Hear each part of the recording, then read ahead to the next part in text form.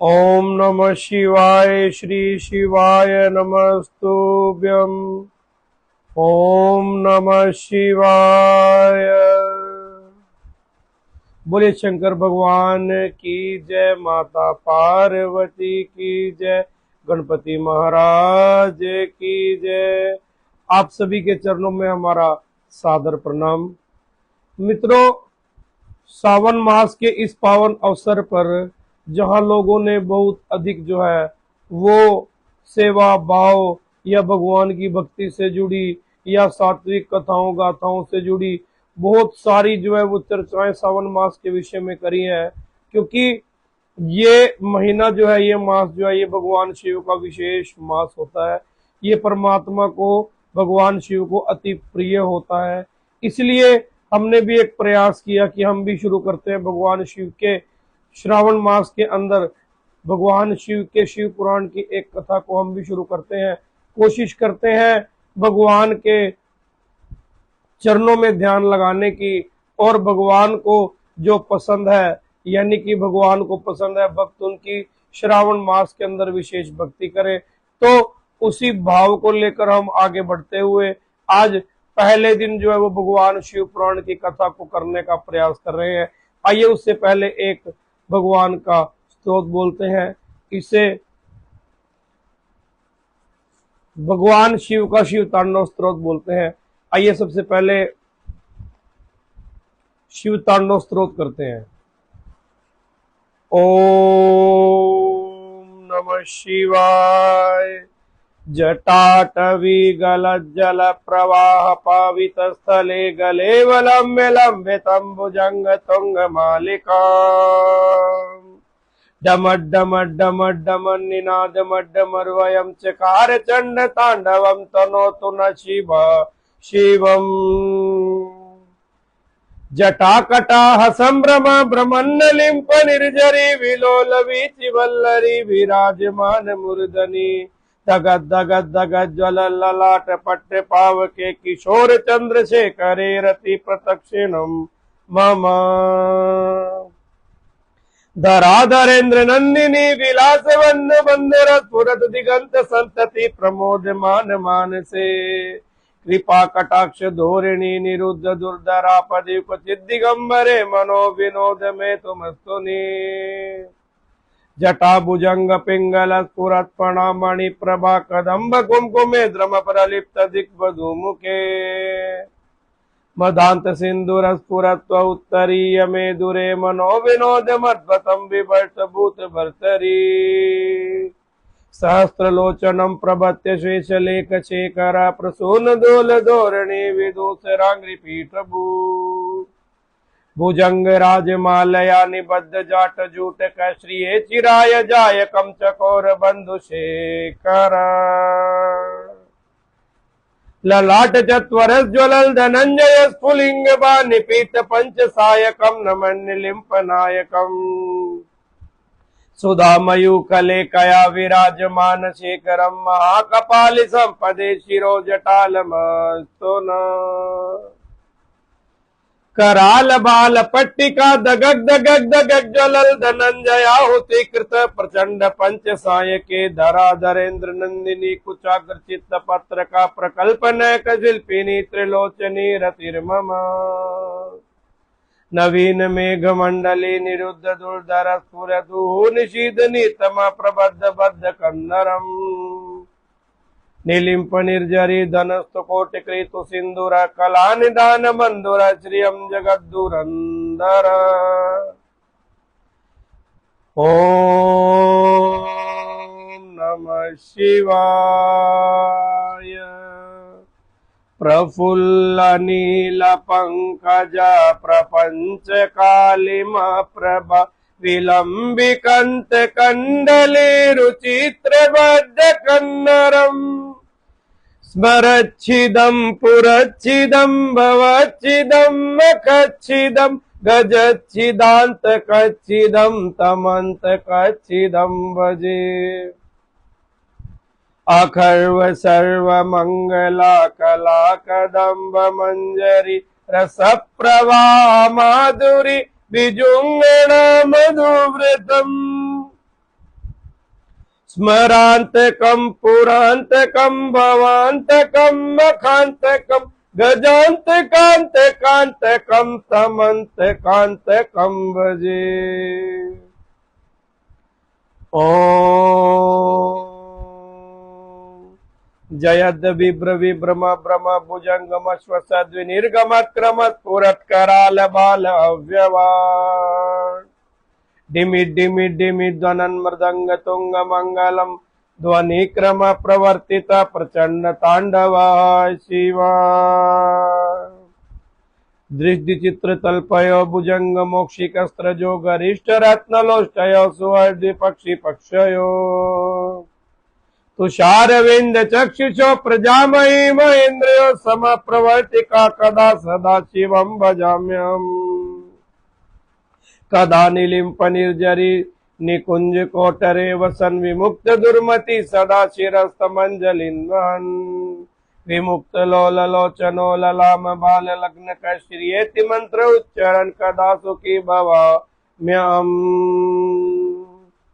इदं हि नित्यमेव मुक्त मुक्त मुक्तमं स्वतं पठं स्मरन् ब्रुवन्नरो विशुद्धिमेति सन्ततम्। घरे गुरु सुभक्तिमाशु याति नान्यथा गतिं विमोहनं विधेयिना सुशङ्करस्य चिन्तनम्।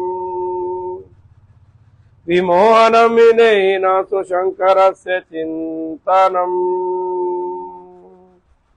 ओम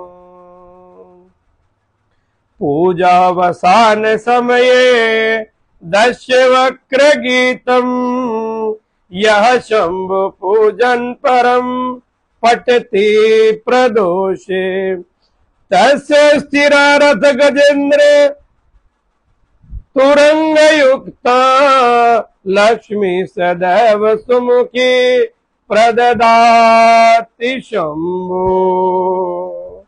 ओम शिव शिव हर हर जपत मन मन वाणी सो नित्य लहत नित्य आनंद सो भव दुख मिटत अनित्य दुर्लभ हर पद रति पदम शिव स्वरूप को जान पावत सो नर सहज ही शुद्ध हृदय मतिमान।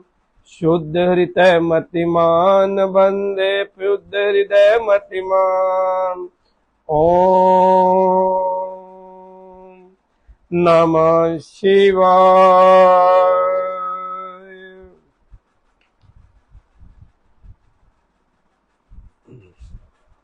भगवान शिव के उस स्थिर तांडव स्तोत्र को याद करके उसकी स्तुति करके भगवान शिव को प्रणाम करके, क्योंकि रावण जो एक ब्राह्मण थे, ज्ञानी थे, और उन्होंने भगवान शिव का शिव तांडव स्तोत्र जो है वो सबसे पहले उन्होंने ही गाया था। और वो लंकापति राजा रावण, वो ज्ञानी, वो भगवान शिव का परम भक्त, उनका वो जो स्तोत्र है कहते हैं उसको पढ़ने से, भगवान शिव का ध्यान करने से और भगवान शिव के श्री चरणों में जो ये स्तोत्र अर्पित करने से भगवान जो है वो प्रसन्न हो जाते हैं। उसका ध्यान करने के बाद आइए शुरू करते हैं भगवान शिव पुराण। श्री शिव महापुराण महात्म प्रथमो अध्याय। शौनक जी के साधन विषयक प्रश्न करने पर सूत जी उन्हें शिव महापुराण की महिमा सुनाते हैं। सबसे पहले शिव महापुराण के महात्म को सुनेंगे। शौनक जी कहते हैं, हे महाज्ञानी सूत जी, संपूर्ण सिद्धांतों के ज्ञाता, हे प्रभु, मुझसे पुराणों की कथाओं के सारत्व का विशेष रूप से वर्णन कीजिए।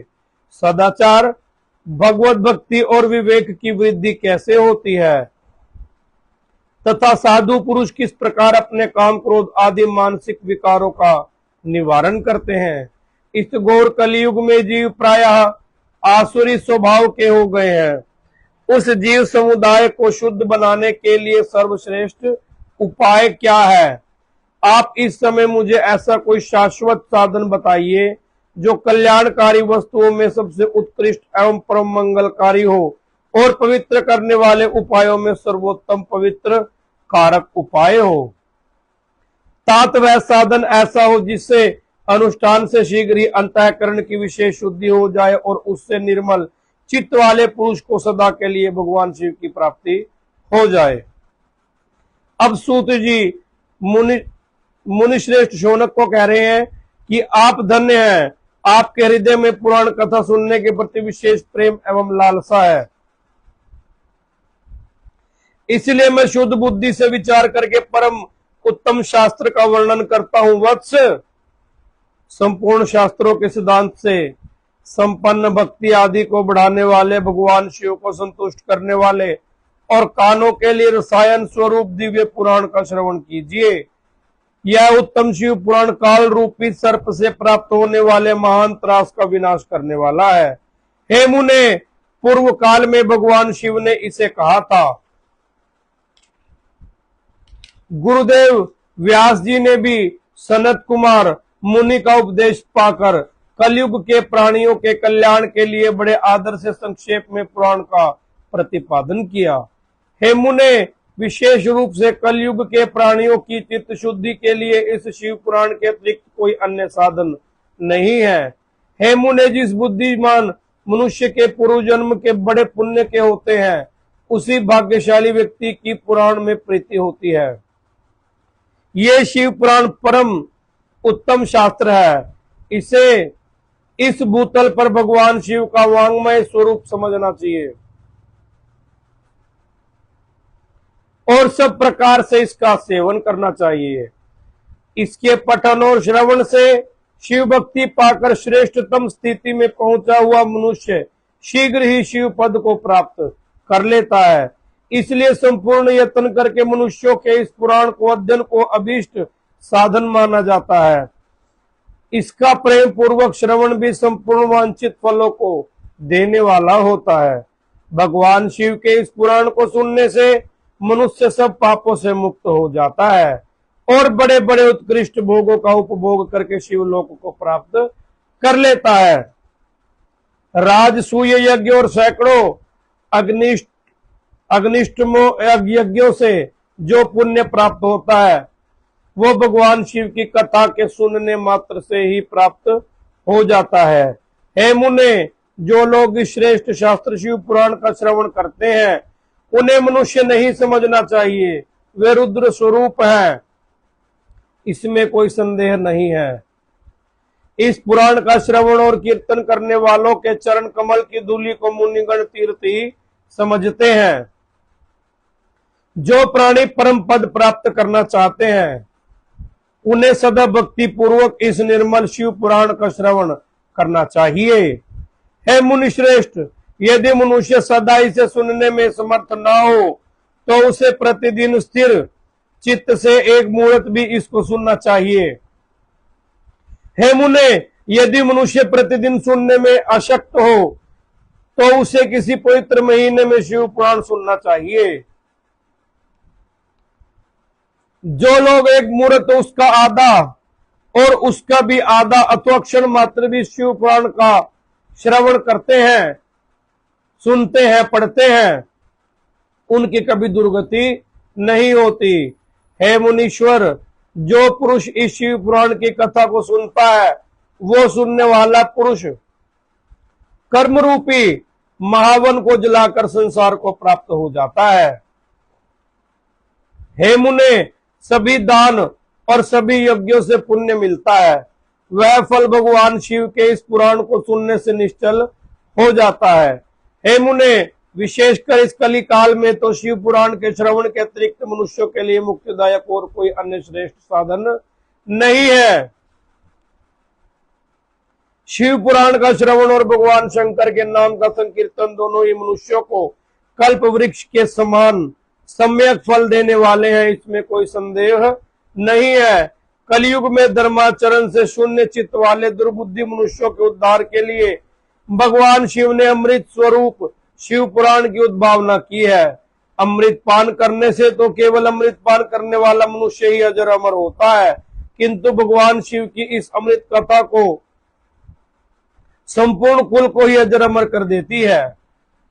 इस शिव पुराण की परम पवित्र कथा का विशेष रूप से सदा सेवन करना हमें चाहिए। करना ही चाहिए, करना ही चाहिए। इस शिव पुराण की कथा के श्रवण का क्या फल कहूं।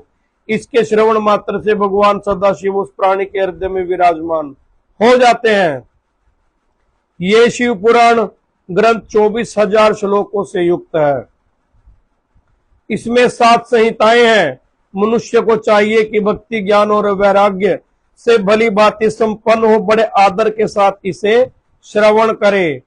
पहली विद्वेश्वर संहिता, दूसरी रुद्र संहिता, तीसरी शतरुद्र संहिता, पांचवी कोटि रुद्र संहिता, चौथी कोटि रुद्र संहिता और पांचवी उमा संहिता कही गई है। छठी कैलाश संहिता और सातवीं वायवीय संहिता। इस प्रकार इसमें 7 संहिताएं हैं। 7 संहिताओं से युक्त ये दिव्य शिव पुराण परब्रह्म परमात्मा के समान विराजमान है और सबसे उत्कृष्ट गति प्रदान करने वाला है। जो मनुष्य 7 संहिताओं वाले इस शिव पुराण को आदर पूर्वक पढ़ता है वह जीवन मुक्त कहा गया है। हे मुने, जब तक इस उत्तम शिव पुराण को सुनने वाले सुअवसर प्राप्त नहीं होते तब तक अज्ञानवश प्राणी संसार चक्र में भटकता रहता है। भ्रमित कर देने वाले अनेक शास्त्रों पुराणों के श्रवण से क्या लाभ, जबकि एक शिव पुराण ही मुक्ति प्रदान करने के लिए गर्जना कर रहा है। जिस घर में शिव पुराण की कथा होती है वो घर तीर्थ रूप ही होता है। उसमें निवास करने वाले ये पाप को नष्ट कर देते हैं। हजारों अश्वमेघ यज्ञ, सैकड़ों वाजपेयी यज्ञ शिव पुराण की 16वीं कला की भी बराबरी नहीं कर सकते। हे मुनिश्रेष्ठ, कोई अधम प्राणी जब तक भक्ति पूर्वक भगवान शिव के शिव पुराण का श्रवण नहीं करता तभी तक उसे पापी कहा जाता है। गंगा आदि पवित्र नदियां, सप्तपुरियां और गया आदि तीर्थ इस शिव पुराण की समता भी कभी नहीं कर सकते। जिसे परम गति की कामना हो उसे नित्य शिव पुराण के एक श्लोक अथवा आधे श्लोक का ही स्वयं भक्ति पूर्वक पाठ करना चाहिए। जो निरंतर अर्थानुसंधान पूर्वक इस शिव पुराण को बांचता है अथवा नित्य प्रेम पूर्वक इसका पाठ मात्र भी करता है वह पुण्यात्मा है, इसमें कोई संशय नहीं है। जो उत्तम बुद्धि वाला पुरुष अंत काल में भक्ति पूर्वक इस पुराण को सुनता है उस पर अत्यंत प्रसन्न हुए भगवान महेश्वर उसे अपने परम धाम प्रदान करते हैं। जो प्रतिदिन आदर पूर्वक शिव पुराण का पूजन करता है वो इस संसार में संपूर्ण भोगों को भोग कर अंत में भगवान शिव के पद को प्राप्त कर लेता है। जो प्रतिदिन आलस्य रहित और रेशमी वस्त्र आदि के वेष्टन से शिव पुराण का सत्कार करता है वह सदा सुखी होता है। ये शिव पुराण निर्मल और शैव का सर्वस्व है। इहलोक और परलोक में सुख चाहने वालों के आदर का साथ प्रयत्न पूर्वक इसका सेवन करना चाहिए। ये निर्मल एवं उत्तम शिव पुराण धर्म, अर्थ, काम और मोक्ष चारों पुरुषार्थों को देने वाला है। अतः प्रतिदिन इसका पाठ करना चाहिए। वेद, इतिहास और शास्त्र में ये शिव पुराण विशेष कल्याणकारी है, ऐसे मुमुक्षु जनों को समझना चाहिए। यह शिव पुराण आत्म तत्वज्ञों के लिए सदा सेवनीय है, सत्पुरुषों के लिए पूजनीय है, तीनों प्रकार के तापों का दमन करने वाला है, सुख प्रदान करने वाला है और ब्रह्मा, विष्णु, महेश आदि देवताओं के प्राणों के समान प्रिय है। ऐसे शिव पुराण को मैं प्रसन्न चित्त से सदा वंदन करता हूँ। भगवान शंकर मुझ पर प्रसन्न हो और अपने चरण कमल की भक्ति प्रदान करें। वंदे शिव पुराणम ही सर्वदाम प्रसन्न धी शिवा प्रसन्नताम या याद दद्यास्तव पादोरतिम। इति श्री स्कंद पुराणे महापुराणे शिव पुराण महात्म्ये तन्महित हिमवर्णम नाम प्रथमो अध्याय। आइए अब द्वितीय अध्याय की तरफ बढ़ते हैं। शिव पुराण के श्रवण से देवराज इंद्र को शिवलोक की प्राप्ति हो गई थी।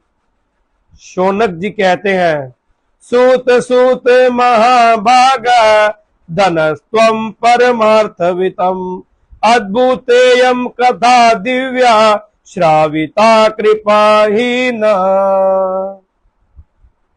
शौनक जी कहते हैं, हे महाभाग सूत जी, आप धन्य हैं, परम अर्थ तत्व के ज्ञाता है। आपने कृपा करके हम लोगों को बड़ी अद्भुत और दिव्य कथा सुनाई है।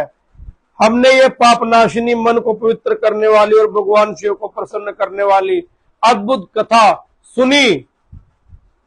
भूतल पर इस कथा के समान कल्याण का सर्वश्रेष्ठ साधन कोई दूसरा नहीं है।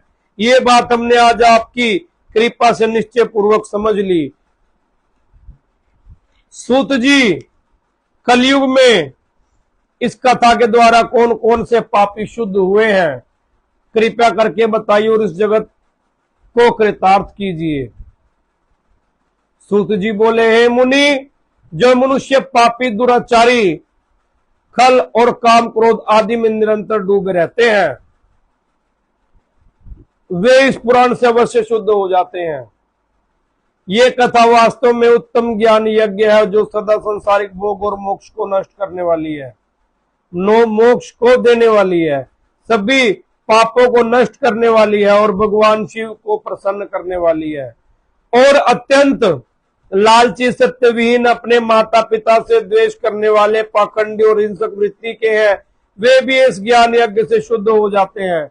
अपने वर्णाश्रम धर्म का पालन न करने वाले और ईर्ष्याग्रस्त लोग भी कली काल में इस ज्ञान यज्ञ के द्वारा पवित्र हो जाते हैं।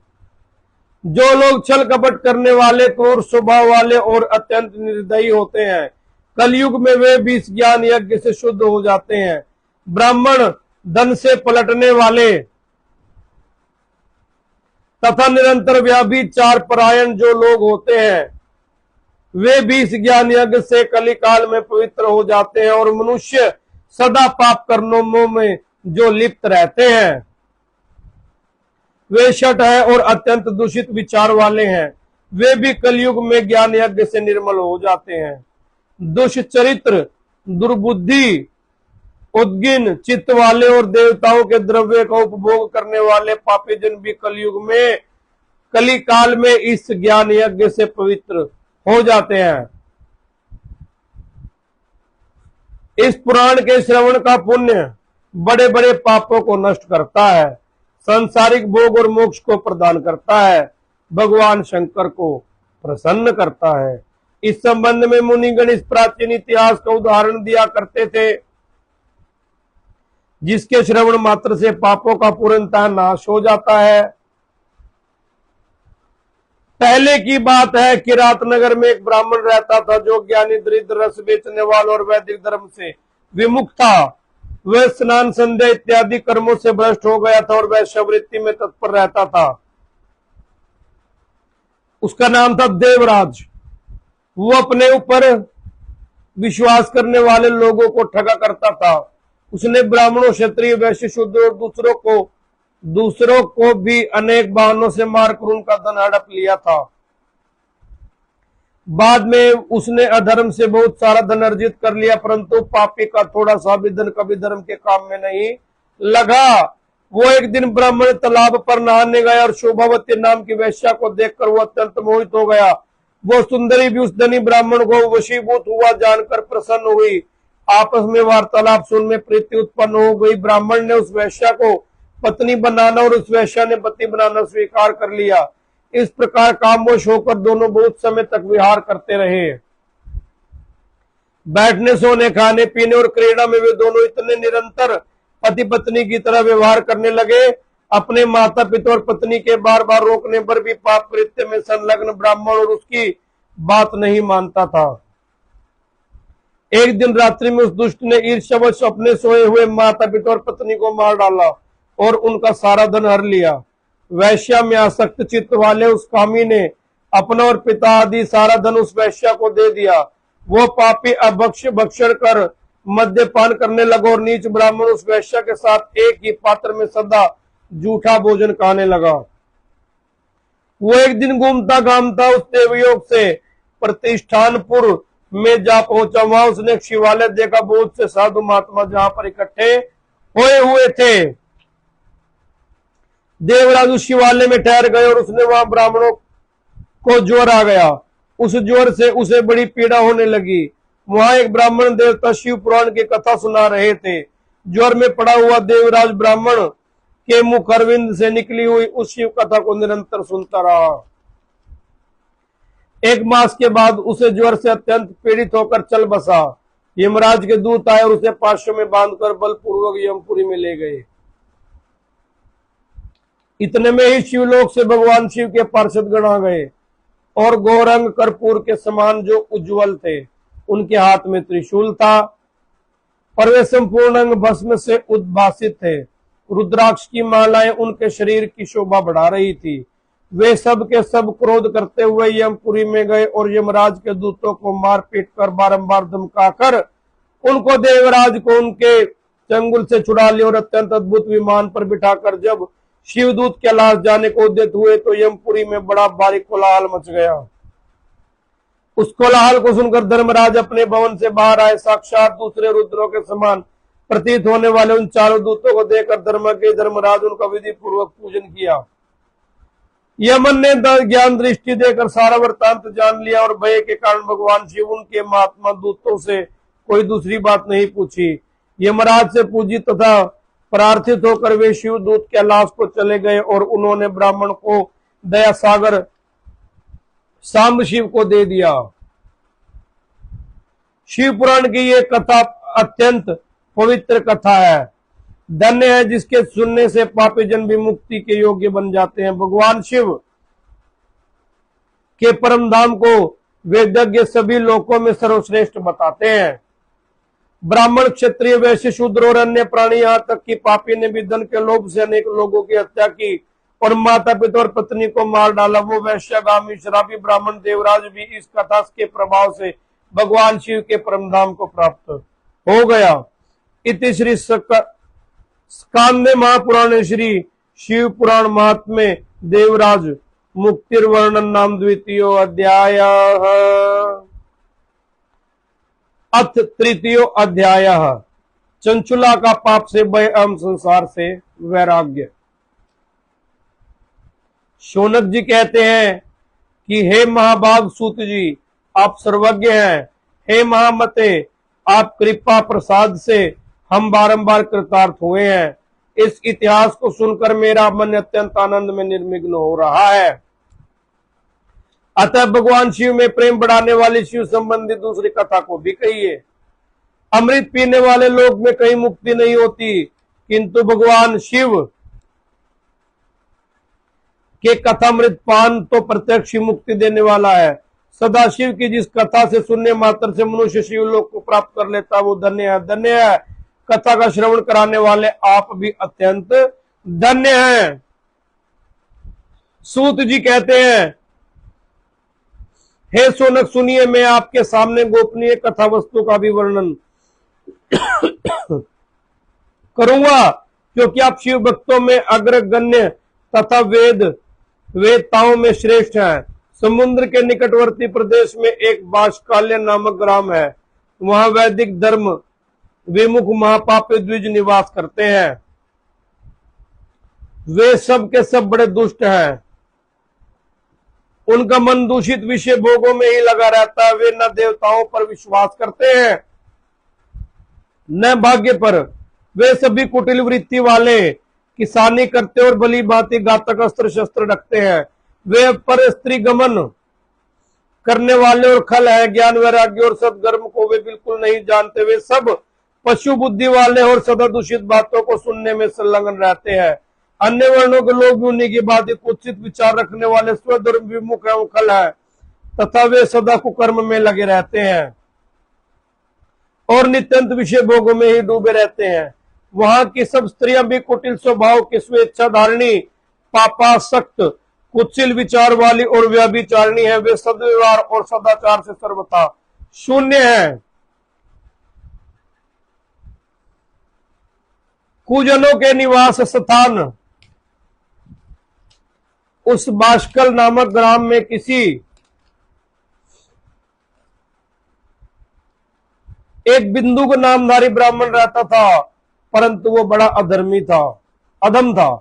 वो दुरात्म और महापापी था। यद्यपि उसकी स्त्री बहुत सुंदर थी, वो कुमार्ग पर ही चलता रहता था। काम वासना से कुलुषित चित वह वैश्यगामी था। उसकी पत्नी का नाम था चंचला। वो सदा उत्तम धर्म के पालन में लगी रहती थी और उसे छोड़कर वो दुष्ट ब्राह्मण काम आसक्त होकर वैश्यगामी हो गया था। इस तरह कुकर्म में लगे हुए बिंदुक के बहुत वर्ष बीत गए। उसकी पत्नी चंचला काम से पीड़ित होने पर भी स्वधर्म नाश के भय से क्लेश सहकर भी दीर्घ काल तक धर्म से भ्रष्ट नहीं हुई, परंतु दुराचारी पति के आचरण से प्रभावित होने के कारण काम पीड़ा हो आगे चलकर वो स्त्री भी दुराचारिणी हो गई।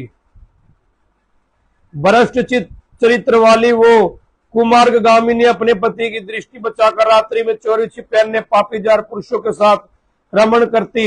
हेमु ने एक बार ब्राह्मण ने अपनी उस दुराचारी पत्नी चंचला को कामासक्त होकर पर पुरुष के साथ रात्रि में संसर्गत देख लिया।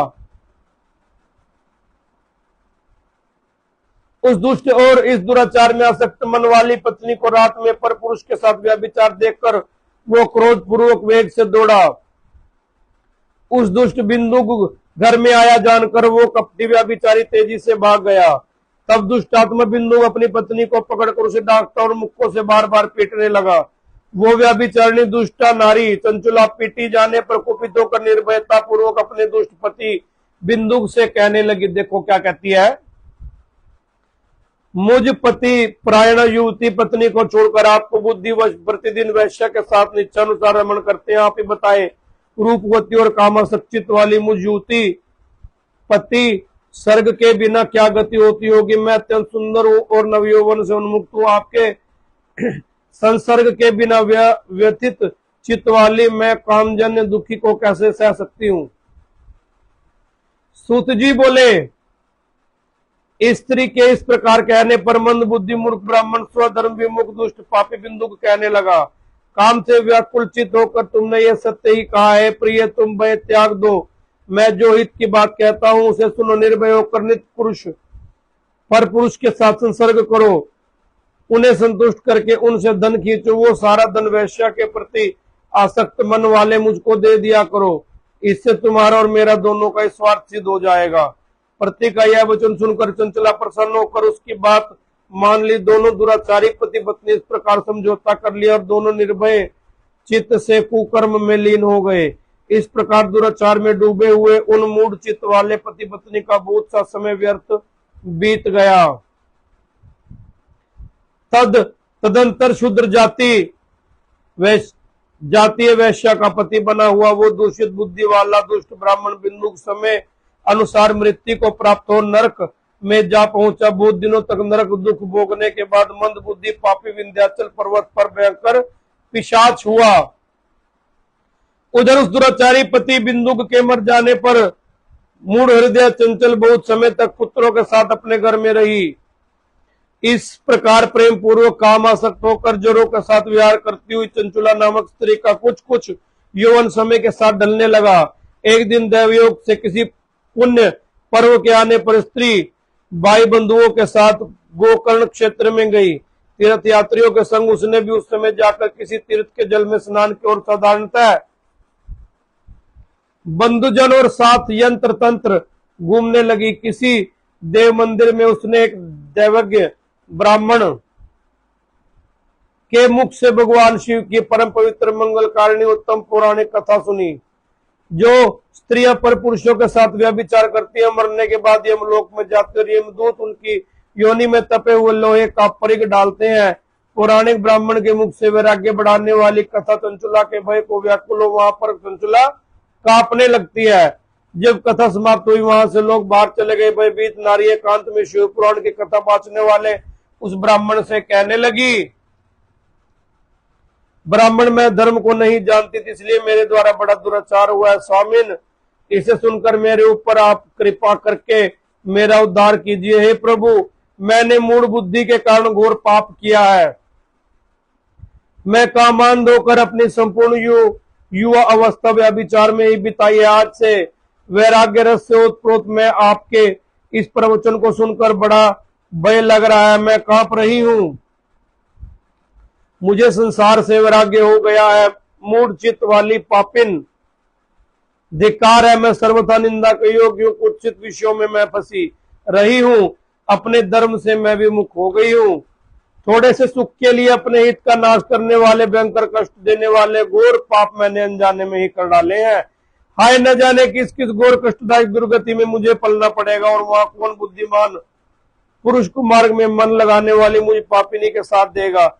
मृत्यु काल में उन भयंकर यमदूतों को मैं कैसे देखूंगी? वे बलपूर्वक मेरे गले में फंदा डालकर मुझे बांधेंगे, और धीरज कैसे धरूंगी? नरक में जब मेरे शरीर के टुकड़े टुकड़े किए जाएंगे, उस समय विशेष दुख दाने वाले महायातना को मैं वहां कैसे सहूंगी? चंचला ये बात उस ब्राह्मण को बोल रही है, जो ब्राह्मण शिव पुराण की कथा बांच रहा था, कथा कर रहा था। दुख और शोक से ग्रस्त होकर जब सहज इंद्रिया व्यापार और रात्रि में नींद कैसे प्राप्त करूंगी? हाय, मैं मारी गई, जल गई, मेरा हृदय विदीर्ण हो गया, और सब प्रकार से मैं नष्ट हो गई, क्योंकि मैं हर तरह से पाप में ही डूबी रही हूं। हाय विधाता, मुझ पापिन को आपने हठात ऐसी बुद्धि क्यों दे दी, जो सब प्रकार का दुख देने वाले स्वधर्म को दूर कर देती है? हे द्विज, शूल से बिंदा हुआ व्यक्ति ऊंचे पर्वत शिखर से गिरने पर जैसा घोर कष्ट पाता है, उससे भी करोड़ गुना कष्ट आज मुझे हो रहा है। सैकड़ों अश्वमेघ यज्ञ करके और सैकड़ों वर्षों तक गंगा स्नान करने पर भी मेरे घोर पाप की शुद्धि संभव नहीं दिखती। मैं क्या करूं?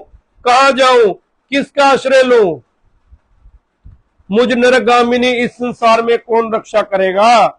हे ब्राह्मण, आप ही मेरे गुरु है, आप ही मेरी माँ है, आप ही मेरा पिता है, आप ही मेरी शरण में आई हुई मुझ दीन अबला का उद्धार कीजिए, उद्धार कीजिए। सूत जी कहते हैं कि हे शौनक, इस प्रकार खेद और वैराग्य युक्त चंचला उस ब्राह्मण के चरणों में गिर गई। तब बुद्धिमान ब्राह्मण ने कृपा पूर्वक उठाकर उसे कहा। अब वो जो चंचला है, वो चंचला भगवान के शिव पुराण की कथा को सुनकर अपनी गलती को स्वीकार करती हुई वो सब प्रकार से डरी सहमी ब्राह्मण को रिक्वेस्ट कर रही हैं और कहती है कि हे ब्राह्मण देव, मेरे पाप को क्षमा करें और अब आप मुझे कोई उचित उपाय बताएं। कल जब हम आएंगे, आज प्रथम दिवस था, एक कोशिश करी, कोशिश हमारी देखते हैं कितनी कामयाब होती है। तो कल हम आएंगे तो इसी कथा का दूसरा दिन जो है वो पढ़ेंगे, और भगवान शिव की शिव पुराण के महात्म का चतुर्थ पंचम अध्याय जो है वो हम कल पढ़ेंगे, जिसमें हमें चंचला के बारे में पता लगेगा कि किस तरह से उसका उद्धार हुआ, और उस कथा को पढ़ के उसे जीवन में उतार के सत्कर्मों को अपने साथ 24 घंटे रख के हमारा भी उद्धार भगवान शिव के चरणों में हो सकता है। अब हम जो है वो एक भगवान का स्तोत्र करते हैं, बाकी कथा हम कल करेंगे, और वो स्तोत्र श्री काल भैरव अष्टकम, अगर आपको भी आता है आप भी हमारे साथ कर सकते हैं। देवराज्य सेव्यमान पावनाग्रि पंकजम व्याल यज्ञ सूत्र मिंदु शेखरम कृपाकरम नारदादि योगी वृंद वंदितम दिगंबर काशिकापुरादिनाथ काल भैरवम भजे भानुकोटि भास्वरम भवादितारकम परम नीलकंठ मिति सार्थदायकम त्रिलोचनम काल काम्बुजम्ब अक्षरम शूल अक्षरम काशिकापुरादिनाथ काल भैरवम भजे शूलटक पाश दंड पाणिमादि कारणम श्याम काय मादि देव अक्षरम निरामयम भीम विक्रम प्रभु विचित्र तांडवम प्रियम काशिकापुरादिनाथ काल भैरवम भजे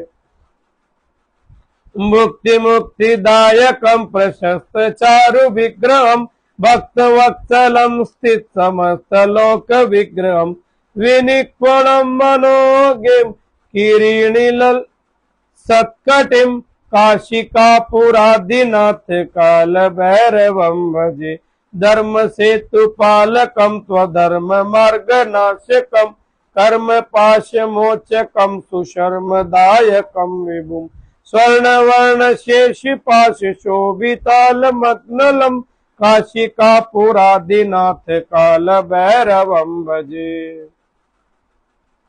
रत्न पादुका प्रभा विराम पाद युग्मकम नित्यमादितीयमिष्ट दैवतम निरंजनम मृत्यु दर्पनाशनम कराल दष्ट मोक्षरम काशिका पुरादिनाथ काल भैरवम भजे अट्टहास भिन्न पाद जांग कोश संतति दृष्टिपात नष्ट पाप जाल मुग्र शासनम अष्ट सिद्धिदायकम कपाल मालिकंदरम काशिका पुरादिनाथ काल भैरवम भजे भूत संग नायकम विशाल कीर्तिदायकम काशीवास लोक पुण्य पाप शोधकम विभुम नीति मार्ग गोविंदम पुरातनम जगतपतिम काशिका पुरादिनाथ काल भैरवम भजे काल भैरवष्टकम पठन्ति ये मनोहरम ज्ञान मुक्ति साधनम विचित्र पुण्य वर्धनम शोक मोह धन्य लोक को ताप नाशनम ये प्रचंति काल भैरव संग निधि ध्रुवमम ओम नमः शिवाय ओम।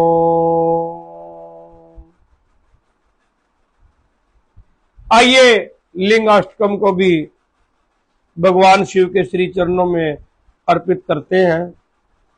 ब्रह्मा मुरारे सुरार्चित लिंगम निर्मल भासित शोभित लिंगम जन्मज दुख विनाशक लिंगम तत्प्रणमामि सदा शिवलिंगम देव मुनि प्रवरार्चित लिंगम कामदहम करुणाकर लिंगम रावण दर्प विनाशक लिंगम तत्प्रणमामि सदा शिवलिंगम सर्व सुगंध सुलेपित लिंगम बुद्धि विवर्धन कारण लिंगम सिद्ध सुरासुर वंदित लिंगम तत्प्रणमामि सदा शिवलिंगम कनक महामणि भूषित लिंगम फणिपति वेष्टित शोभित लिंगम दक्ष सुयज्ञ विनाशन लिंगम तत्प्रणमामि सदा शिवलिंगम कुमकुम चंदन लेपित लिंगम पंकजहार सुशोभित लिंगम संचित पाप विनाशन लिंगम तत्प्रणमामि सदा शिवलिंगम देवगणार्चित सेवित लिंगम भावे भक्ति विरेचव लिंगम दिनकर कोटि प्रभा कर लिंगम तत्प्रणमामि सदा शिवलिंगम अष्टदलों परिवेष्टित लिंगम सर्व समुद्भव कारण लिंगम अष्टदरिद्र विनाशित लिंगम तत्प्रणमामि सदा शिवलिंगम सुरगुरु सुरवर पूजित लिंगम सुरवन पुष्प सदा चितलिंगम परमात्परम परमात्मकलिंगम तत्प्रणमामि सदा शिवलिंगम तत्प्रण लिंगाष्टकमिदं पुण्यम यह पठे छन्नवासि दिनो शिवलोकमप्वाप्नोति शिवेन सामुदते। ओम नमः शिवाय। ओम नमः शिवाय। बोलिए शंकर भगवान की जय। ओम योम युम सौम भूर्भुवः स्वः। ओम त्र्यंबकं यजामहे सुगंधिं पुष्टिवर्धनम् उर्वारुकमेव बन्धनान् मृत्युमुक्ष्यमामृतात्। ओम स्वभुवभुवं सजुम ओम ओम ओम नमः शिवाय। ओम नमः शिवाय। ओम नमः शिवाय शिवजी सदा साई। ओम नमः शिवाय माँ पार्वती सदा साई। ओम नमः शिवाय। बोलिए शंकर भगवान की जय, माता पार्वती की जय, गणपति महाराज की जय। हरि ओम। तो मित्रों, आज की कथा जो थी वो हमने एक प्रयास शुरू किया है। आप सभी का सहयोग रहेगा तो ये कथा जो है हर व्यक्ति तक, हर जन तक, सभी के मोबाइल के अंदर, सभी के परिवारों के अंदर, सभी घरों में और हर झोपड़ी झोपड़ी और खोपड़ी खोपड़ी में ये विचार उतरने वाला है। उसके लिए आपको करना इतना है कि वीडियो को लाइक करके कमेंट बॉक्स में ओम नमः शिवाय लिखकर आपने सिर्फ इस वीडियो को अधिक से अधिक लोगों तक शेयर करना है। जी हाँ मित्रों, सिर्फ अधिक से अधिक लोगों तक आपने शेयर मात्र ही करना है। इतना काम करेंगे तो आप जो है वो पुण्य के भागी बनेंगे। इतने विचार लेकर आज आपसे विदा लेता हूं। कल कुछ अच्छा करने का प्रयास करेंगे। कमियां जो बहुत सारी मेरी आज की कथा में रह गई हैं उनको आप सभी क्षमा करेंगे। भगवान से हम माफी मांगते हैं कि प्रभु हमें ऐसी बुद्धि देना, ऐसे विचार देना ताकि हमसे जाने और अनजाने में किसी प्रकार का भी कोई गलत, कोई असात्विक यानी राजसी तामसी कुछ भी कार्य ना हो। हम सदैव सतमार्ग पर चलते हुए प्रभु आपके पुत्र, आपके बच्चे, आपके दास, आपके सेवादार आपके श्री चरणों में प्रणाम करते हैं। आपसे सात्विक विचार, सद्बुद्धि, सदमार्ग, सदवचन और सात्विक संगति मांगते हैं। प्रभु हमारे वचन, मन, कर्म, वाणी शुद्ध कीजिए, हमारी संगत शुद्ध कीजिए और हमारे हृदयस्थ रहते हुए हमारा मार्गदर्शन कीजिए। बोलने में तो बहुत सारी कमियां रह गई, वो हमारी अपनी, आप सभी हमें क्षमा करेंगे। ओम नमो शिवाय। सच्चे दरबार की जय। जय माता की। मिलेंगे आपसे कल अगली वीडियो के अंदर, दूसरे दिन के अंदर। जय माता की।